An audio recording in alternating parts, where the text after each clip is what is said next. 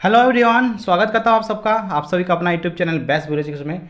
I hope आप सब अच्छे होंगे, स्वस्थ होंगे और अपने तैयारी को करना स्टार्ट कर दिया होंगे, क्योंकि आपका तैयारी करना बहुत ज़्यादा जरूरी है। क्योंकि झारखंड बोर्ड ने जो है आपका एग्ज़ाम डेट क्लियर कर दिया है। क्लास 8, 9 और 11 के जितने भी विद्यार्थी है सभी के एग्ज़ाम डेट फिक्स किया गया है, यानी कि एग्ज़ाम डेट निर्धारित किया गया है। एग्ज़ाम कब कब होने वाला है?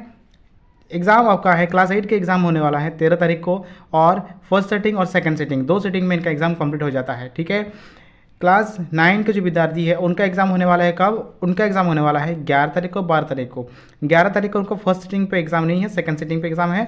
और 12 तारीख को उनका फर्स्ट सेटिंग सेकंड सेटिंग दोनों ही सेटिंग पे उनका एग्ज़ाम है। ठीक है। और जब कक्षा 11वीं के जो विद्यार्थी है, यानी 11 क्लास के जो विद्यार्थी है, साइंस आर्ट्स कॉमर्स, उनका एग्ज़ाम स्टार्ट हो रहा है 17 तारीख से लेकर 19 तारीख तक उनका एग्ज़ाम चलेगा। ठीक है। तो आज हम इस वीडियो पर डिस्कस करेंगे, हम क्लास 8 का वीडियो है ये एक्चुअल में। तो क्लास 8 के विद्यार्थी के लिए मैं लेके आया हूँ मैथ का ऑब्जेक्टिव क्वेश्चंस, क्योंकि उनका आने वाले एग्जाम के लिए काफ़ी ज़्यादा इंपॉर्टेंट है। प्राइमरी संख्या से कौन कौन से ऑब्जेक्टिव क्वेश्चन आपके आने वाले एग्जाम के लिए इंपॉर्टेंट है, ये क्वेश्चन हम लोग डिस्कस करेंगे। हालांकि हमने कुछ ऑब्जेक्टिव क्वेश्चन साइंस का अपलोड कर दिया है, अगर आपने नहीं देखा है तो वीडियो को डिस्क्रिप्शन जाके आप साइंस का ऑब्जेक्टिव क्वेश्चन सब आप देख सकते हैं। ठीक है।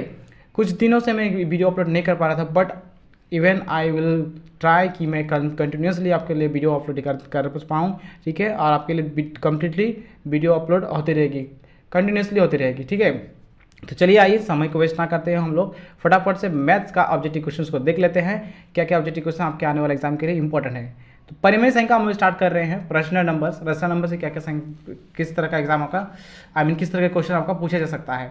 तो सबसे पहला क्वेश्चन आपको स्क्रीन पे दिख रही होगी। ठीक है। सबसे पहला क्वेश्चन आप देख सकते हैं क्या है। सबसे छोटी पूर्ण संख्या है। आपको ऑप्शंस दिए गए हैं, 4 ऑप्शंस में से आपको बताना होगा कौन सा सबसे छोटी पूर्ण संख्या है। ठीक है। तो पूर्ण संख्या आपको जाननी जरूरत है कि पूर्ण संख्या है क्या चीज़। तो पूर्ण संख्या जो संख्या शून्य से शुरू होती है और अनंत तक जाती है उसे हम क्या कहते हैं? पूर्ण संख्या कहते हैं। सबसे छोटी पूर्ण संख्या आपका क्या है? 0 है। यहाँ पर राइट आंसर क्या होगा आपका? Option C. ठीक है। सबसे छोटी पूर्ण संख्या क्या है आपका? 0 है। तो ऑप्शन सी क्या हो जाएगा? राइट आंसर हो जाएगा। नेक्स्ट आगे बढ़ते हैं। अब आते हैं क्वेश्चन नंबर हम लोग 2 पे। सबसे छोटी प्राकृत संख्या। प्राकृत संख्या शुरू किस संख्या से होती है? तो प्राकृत संख्या आपका 1 से शुरू होती है, वो भी धनात्मक 1। तो इसका राइट आंसर हो जाएगा +1। ठीक है। क्या उनका राइट आंसर? +1। ऑप्शन ए इसका राइट आंसर है, +1। नेक्स्ट आगे बढ़ते हैं, क्वेश्चन आते हैं 3 पे। सबसे छोटी भाज्य संख्या है। सबसे छोटी भाज्य संख्या की बात कही गई है। अब भाज्य संख्या होता है कि ये आप जान लीजिए। भाज्य संख्या उन संख्याओं को कहते हैं जिसका 2 से अधिक गुणनखंड होता है। 2 से अधिक गुणनखंड होता है। फॉर एग्जाम्पल जैसे कि यहाँ पे आपका अगर मैं बात करूँ 2 का, पहले 2 है ऑप्शन में, तो 2 चेक करते हैं क्या 2 का 2 से अधिक गुणनखंड हो सकता है। यानी कि क्या 2 का जब गुणनखंड करेंगे क्या आएगा हमारा? 182। यानी कि हम यहाँ क्या देख रहे हैं? यहाँ पे सिर्फ और सिर्फ हमारा 2 ही तो गुणनखंड है, एक है और एक 2 है। दो गुणनखंड के अलावा और अधिक गुणनखंड नहीं आ रहा है। ये हमारा भाज्य संख्या नहीं है। भाज्य संख्या किसे कहते हैं? जिसका 2 से अधिक गुणनखंड हो। ठीक है। या फिर हम उसे इस तरह भी समझ सकते हैं कि वह संख्या जो स्वयं से विभाजित होता है, 1 से विभाजित होता है और किसी दूसरे संख्या से भी विभाजित होता है, उसे हम भाज्य संख्या कहते हैं। ठीक है। चलिए चेक करते हैं हम लोग 12 को कि क्या 12 भाज्य संख्या है। तो 12 को जब हम गुणनखंड करेंगे ना, तो हमारे क्या क्या आएगा हमारा 1 आएगा, यानी कि 1 × 2 × 2 × 3। तो हम यहाँ क्या देख रहे हैं? इसका जो गुणनखंड हमने किया, तो यहाँ पे 2 गुणन से अधिक गुणनखंड आया, 2 गुणनखंड से ज़्यादा गुणनखंड आया। कितना आया? 4 गुणनखंड आया है, 1 2 3 4। ठीक है। तो इस प्रकार कह सकते हैं कि हमारा जो भाज्य संख्या है 12 एक भाज्य संख्या है। लेकिन यहाँ पे प्रश्न यह है कि सबसे छोटी भाज्य संख्या, तो सबसे छोटी जो भाज्य संख्या है वो हमारा 0 है। क्या है हमारा? 0 है। ऑप्शन सी इसका क्या हो जाएगा? राइट आंसर हो जाएगा। नेक्स्ट आगे बढ़ते हैं, क्वेश्चन आते हैं 4 पे। सबसे छोटी अभाज्य संख्या। अब अभाज्य संख्या है क्या चीज़? अभाज्य संख्या उन संख्या को कहते हैं जिसका 2 से अधिक गुणनखंड नहीं होता है। तो ऑप्शन ए में आपका दिया है 2 का 2 से अधिक गुणनखंड हो ही नहीं सकता। तो इस प्रकार हम कह सकते हैं कि 2 जो है एक क्या है? सबसे छोटी अभाज्य संख्या है। चलिए नेक्स्ट आगे बढ़ते हैं, क्वेश्चन आते हैं 5 पे। निम्न में से कौन योज्य तत्समक है? योज्य तत्समक को समझते हैं। अब योज्य तत्समक होता क्या है? योज्य तत्समक का मतलब होता है, उसका फॉर्मूला होता है कि a + 0 = आपका a। यानी किसी भी संख्या को 0 से जोड़ेंगे तो जिस संख्या के साथ हम 0 जोड़ रहे हैं वही संख्या हमारा आंसर में आएगा।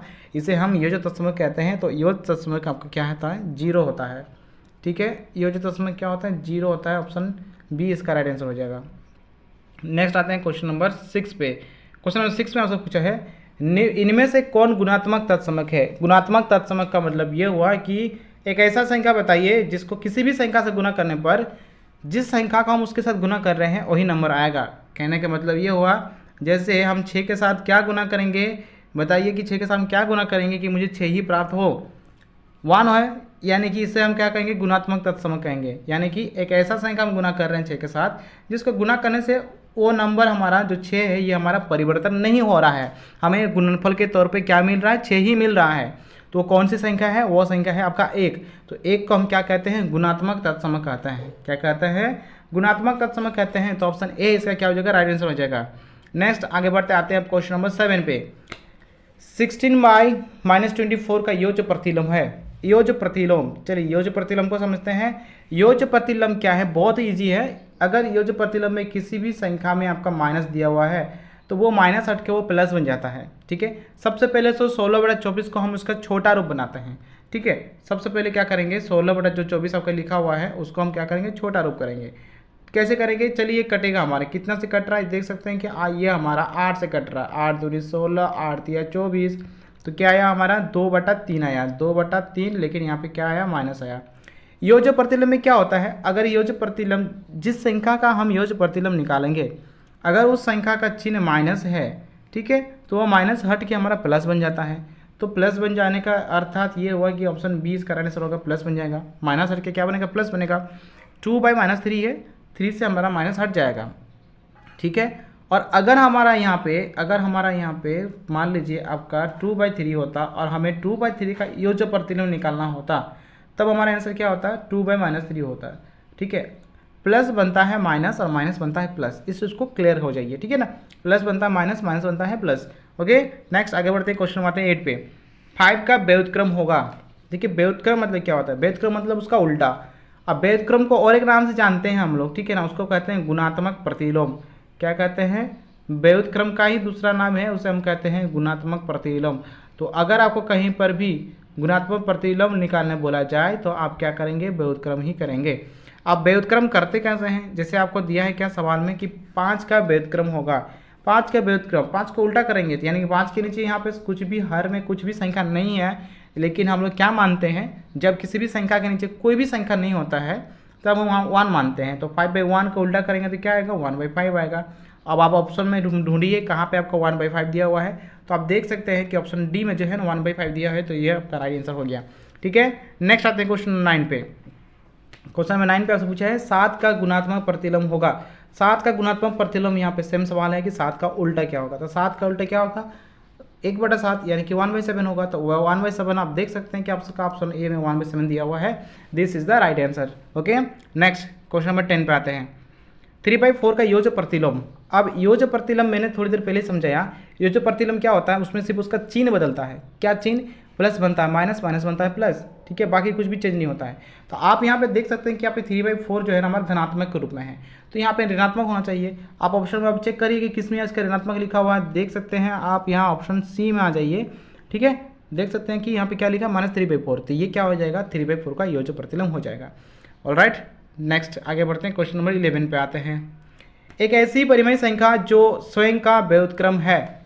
एक ऐसी परिमेय संख्या बताइए जो स्वयं का व्युत्क्रम है, जो खुद का ही उल्टा है।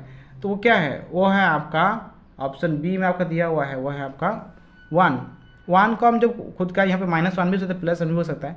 1 को अगर हम उल्टा करेंगे तो हमें वो क्या मिलेगा, व्युत्क्रम के तौर पे हमें 1 ही मिलेगा। तो 1 ही जो है खुद स्वयं का व्युत्क्रम है। ठीक है, यहाँ पे -1 भी हमारा राइट आंसर होता है, और हमारा +1 अगर दिया रहता तो +1 भी हमारा राइट आंसर होता है, क्योंकि हमें लेना है क्या, 1 लेना है। ठीक है, नेक्स्ट आगे बढ़ते हैं, क्वेश्चन नंबर 12। क्वेश्चन नंबर 12 में पूछा है दो परिमेय संख्या के बीच कितनी परिमेय संख्याएं होती है। दो परिमेय संख्या के बीच कितनी परिमेय संख्या हम निकाल सकते हैं। तो दो परिमेय संख्या के बीच हम अपरिमित रूप से अनेक निकाल सकते हैं, यानी कि अनंत तक हम परिमेय संख्या निकाल सकते हैं। ठीक है, अपरिमेय संख्या निकालने का तरीका क्या है, ठीक है, परिमेय संख्या निकालने का तरीका एक में शॉर्ट में एक तरीका होता है, तो वो है हमारा a + b/2 के रूप में हम अनंत तक परिमेय संख्या निकाल सकते हैं। ठीक है, चलिए आते क्वेश्चन नंबर 13 पे। -5/9 का गुणात्मक प्रतिलोम। जैसे मैंने कहा कि गुणात्मक प्रतिलोम का मतलब क्या होता है, व्युत्क्रम यानी उल्टा करना। अब -5/9 को हम जब उल्टा करेंगे क्या होगा हमारा, 9/5 होगा। ठीक है, माइनस हमारा चेंज बिल्कुल नहीं होगा, जहाँ पे माइनस है माइनस वहीं पे रहेगा। तो -9/5 आपको ऑप्शन में कहाँ दिख रही है, फटाफट से आप देख सकते हैं यहाँ दिख रही है -9/5। तो ये क्या हो जाएगा, -5/9 का गुणात्मक प्रतिलोम। ठीक है, चलिए let's come to the question number 14। Question 14 में पूछा है डैश का व्युत्क्रम परिभाषित नहीं होता। किसका व्युत्क्रम नहीं कर सकते, परिभाषित नहीं है। तो 0 का व्युत्क्रम परिभाषित नहीं है, क्योंकि 0/1 हम कभी भी 0/1 हम लिख सकते हैं, but we can not write 1/0। ठीक है, इट इज़ नॉट डिफाइंड, हम लोग 1/0 कभी नहीं लिख सकते हैं। ठीक है ना, तो यहाँ पे हमारा राइट आंसर क्या हो जाएगा, ऑप्शन बी हमारा राइट आंसर हो जाएगा कि हम 0 का व्युत्क्रम परिभाषित नहीं कर सकते हैं, 0 का व्युत्क्रम परिभाषित नहीं है। ओके, नेक्स्ट क्वेश्चन नंबर 15 पाते हैं। 0.3 × 0.3 का गुणनफल होगा, इन दोनों का गुणनफल क्या होगा, वेरी सिंपल, क्या करेंगे 3 × 3 क्या होगा 9 होगा। ठीक है, 9 हो गया। अब आपका 0 × 0 करेंगे तो आगे बढ़ेगा, यानी टोटल मिला के यहाँ पे देख सकते हैं कि 2 अंकों से पहले हमारा दशमलव लगेगा, क्योंकि यहाँ पे 1 अंक से पहले है, यहाँ पे 1 अंक से पहले। ऑप्शन में फाइंड आउट करिए कि किसमें 2 अंकों से पहले दशमलव दिया हुआ है। आप देख सकते हैं ऑप्शन बी में 2 अंकों से पहले आपका डेसिमल दिया हुआ है, तो ये आपका क्या है, राइट आंसर है। 0.3 × 0.3 इज इक्वल टू क्या हो जाएगा 0.09। आप मल्टीप्लाई करके चेक करके देख सकते हैं इज इट करेक्ट और नॉट। ओके, तो ऑप्शन बी आपका क्या हो जाएगा, राइट आंसर है। नेक्स्ट आते हैं क्वेश्चन नंबर 16 पे। क्वेश्चन नंबर 16 में आपसे पूछा है निम्न में से कौन सबसे बड़ी संख्या है। आपको बताना होगा ये जो दी गई संख्या है इसमें से कौन सबसे बड़ी संख्या है। ऑप्शन ए में दिया है क्या -118, ऑप्शन बी में -148, ऑप्शन सी में -7 एंड ऑप्शन डी में -3। यहाँ पे मैं आपको एक चीज़ बताता हूँ, जो भी संख्या 0 के जितना नज़दीक होता है वो उतनी उसकी वैल्यू बड़ी होती है। ठीक है, और दूसरे तरह से अगर मैं बताऊँ कि जो भी संख्या रेखा पर, अगर हम संख्या रेखा की बात करें, जो भी संख्या रेखा पर दाईं ओर स्थित होती है, दाहिने तरफ होती है, वही संख्या उससे बड़ी होती है। ठीक है, तो आप देख सकते हैं जैसे संख्या रेखा पे माइनस की ओर हम अगर जाएंगे तो यहाँ पर -1, -2, -3 इस तरह से बढ़ते जाता है, यानी बड़ी संख्या हमारा बाईं तरफ होता है, छोटी संख्या दाहिने तरफ होता है। लेकिन उसका वैल्यू अगर बात करें, ठीक है, जब हम संख्या रेखा पे दिखाएंगे तो संख्या रेखा पे -3 हमारा दाहिने तरफ होगा। इन सभी संख्याओं के दाहिने तरफ -3 आएगा। देख सकते हैं यहाँ पर -3 है ना, इधर -4 होगा, 5 होगा, ऐसे करके बढ़ते जाएगा। तो -3 हमारा दाहिने तरफ होगा। और मैंने कहा कि संख्या रेखा पर जो भी संख्या दाहिनी की तरफ होता है, दाहिनी तरफ होता है, वही संख्या हमारा बड़ी होती है। तो यहाँ पे आपका बड़ी संख्या क्या होगी, -3 होगी। ठीक है, एक इस तरह से आप समझ सकते हैं। दूसरा आप इस तरह से समझिए, अगर कोई भी संख्या बहुत बड़ी संख्या है, ठीक है, जैसे यहाँ पे बहुत बड़ी संख्या क्या है -148 है ना, 148, ये बहुत बड़ी संख्या है, बट हम इसे बड़ी संख्या नहीं मानेंगे। क्यों, क्योंकि इसके माइनस लग गया है। ठीक है, क्या लग गया, माइनस लग गया। -148 का मतलब क्या हुआ कि इसने ज़्यादा उधारी लिया है और इसने कम उधारी लिया है। ठीक है, -3 यानी 3 उधारी लिया है और उसने 148 उधारी लिया है। तो 148 ज़्यादा, क्या हो गया, कम हो गया, और -3 क्या हो गया, ज़्यादा हो गया, बड़ी हो गई। नेक्स्ट चलिए आते हैं क्वेश्चन नंबर 17 पे। क्वेश्चन नंबर 17 में आपसे क्या पूछा है, 1/2 और 1/3 के मध्य एक परिमेय संख्या है। आपको बताना है 1/2 और 1/3 के मध्य एक परिमेय संख्या क्या निकलेगी। एक तो परिमेय संख्या आपको निकालना है। कैसे निकालेंगे, एक फॉर्मूला मैंने कहा कि आपको यूज़ करना है a + b/2। इस फार्मूला का याद रखिए, बहुत ही छोटा सा फार्मूला है और बहुत आपका काम आने वाला है परिमेय संख्या निकालने के लिए। आपको इस संख्या को मानना है a, इसको मानना है b। ठीक है, अब देखिए कैसे बनाएंगे इसको, फटाफट से देखिए ध्यान से। a + b/2 मैंने कहा, तो अब मैंने कहा कि a आपका क्या है 1/2 था, है ना, तो आप यहाँ लिखिए 1/2, b क्या था 1/3 था, और /2 हो गया। अब क्या करना है, ये जो /2 है ना, इसको आप साइड में लिख सकते हैं, आप इसको यहाँ कर दीजिए, अलग कर दीजिए, 1/2 अलग कर दीजिएंगे तो क्या होगा, यहाँ पे 1/2 होगा प्लस आपका क्या होगा 1/3 होगा। इसको सॉल्व करते हैं, ये आपका 1/2 हुआ इंटू ये कितना होगा, हमारा एलसीएम 6 आएगा। ठीक है ना, 2 और 3 का एलसीएम 6 आया, एंड यहाँ पे आपका 3 आएगा, एंड प्लस यहाँ पे 2 आएगा। यहाँ मैं क्या कर रहा हूँ मैं बता देता हूँ। यहाँ पे मैं एलसीएम जो प्रोसेस है, यानी कि जो भिन्नों का जोड़ है, उस प्रक्रिया को मैंने यहाँ पे क्या क्या अप्लाई किया। अब देखिए हमारा फाइनली रिजल्ट कैसा आएगा। फाइनली रिजल्ट हमारा मिलता क्या है, हमें मिला था क्या कि 1/2 इंटू 5/6 मिला था। मल्टीप्लाई करते हैं, कितना आता है 5 1 5 एंड 6 2 12, 5/12 आया। अब आप ऑप्शंस में फाइंड आउट करिए कि कहाँ पर आपका 5/12 आपका आंसर दिया हुआ है। आप देख सकते हैं कि ऑप्शन ए में आपका 5/12 दिया गया है। ठीक है, तो राइट आंसर क्या होगा, ऑप्शन ए 5/12। ठीक है, तो वीडियो को पॉज करके आप अच्छे से समझ लीजिएगा अगर समझ में दिक्कत हो तो। चलिए नेक्स्ट आगे बढ़ते हैं, हम क्वेश्चन आते हैं 18 पे। क्वेश्चन में 18 में हमसे पूछा है 1 और 2 के बीच एक परिमेय संख्या है, आपको 1 और 2 के बीच में एक परिमेय संख्या निकालनी होगी। क्या परिमेय संख्या है, चलिए निकालते हैं। यहाँ पर भी पहली संख्या को क्या मानेंगे, ए मानेंगे, दूसरी को क्या मानेंगे, बी मानेंगे। तो फॉर्मूला हमारे क्या था दोस्तों, a + b/2। So here is a क्या है, a is 1 and b is 2। सो 1 + 2/2 = 3/2। अब यहाँ आपका सवाल हो सकता है कि सर आपने 2 का अभी बाहर क्यों नहीं किया। एक्चुअली मैंने इसलिए नहीं किया क्योंकि यहाँ पे हमारा ये जो है ना, हमारा ये रेशनल नंबर के टाइप्स पे नहीं है ना, ये हमारा जस्ट ऐसे एज ए नंबर है, तो इसलिए अलग नहीं किया। तो आपका आंसर क्या आया, 3/2 आया। तो 3/2 आप फाइंड आउट करिए ऑप्शंस में कहाँ पे आपको 3/2 है। आप देख सकते हैं 3/2 आपका ऑप्शन सी में दिया हुआ है। So option C is the right answer. Next आगे बढ़ते हैं, क्वेश्चन नंबर आते हैं 19 पे।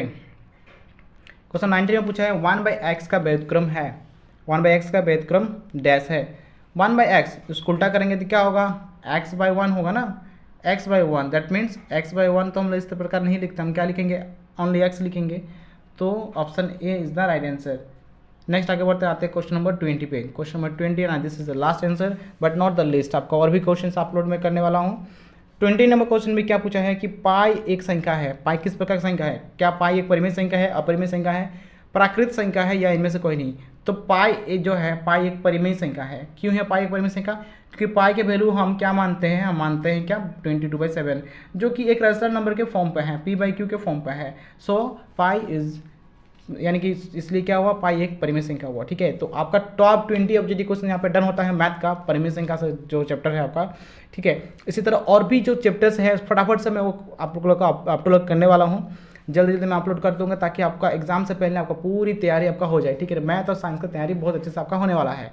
ठीक है, तो अभी तक अगर आपने चैनल को सब्सक्राइब नहीं किया है तो फटाफट से सब्सक्राइब करके बेल आइकन को प्रेस कर दीजिए ताकि जब भी मैं वीडियो अपलोड करूँ क्लास 8 का आप तक नोटिफिकेशन पहुँच जाए।